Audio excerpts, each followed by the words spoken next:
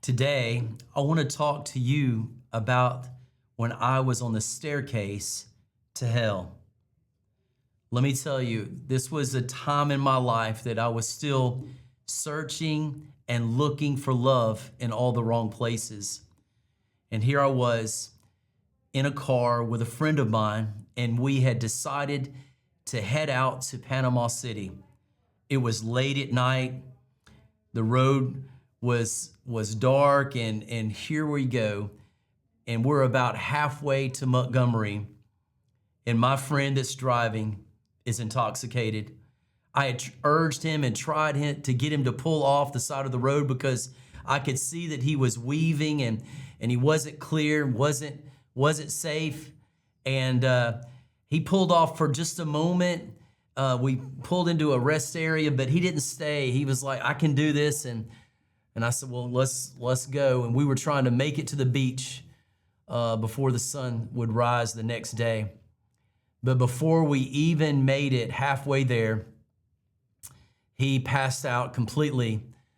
And we were going about 75 miles an hour down the interstate. And all I remember was hearing the side of the road. You know how when you kind of come off the main road, it makes this loud sound. And I wake up because I had dozed off as well. And I grabbed the wheel and try to bring it back onto the road because we were going off a deep embankment. And then he wakes up in a panic, grabs the wheel, and we lose control of the car. And here we go off a huge embankment, and the car begins to flip and roll over and over and over again. And all I can tell you is that it seemed like from that moment that the car was flipping over, the next thing that I remember is that me and my friend were standing outside of the car with not a scratch on us, and the car was upside down and had been mushed. It was like it was a crushed can. I don't even know how we got out of the car. And the car radio was playing Stairway to Heaven. And here I was, lost, not living for God. But here I am outside of this car that I should have lost my life. And God says this to me: you're not on the stairway to heaven. You're on the staircase to hell.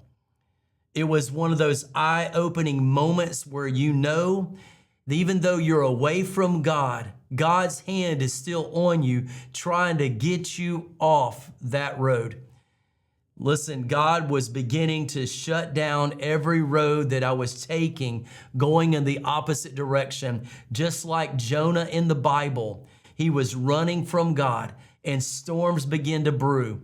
For me, that was exactly, it was a storm, and it was slowing me down and getting me to think, hey, what are you doing with your life? Friends, that day I discovered something, that I was on the wrong road, going in the wrong direction.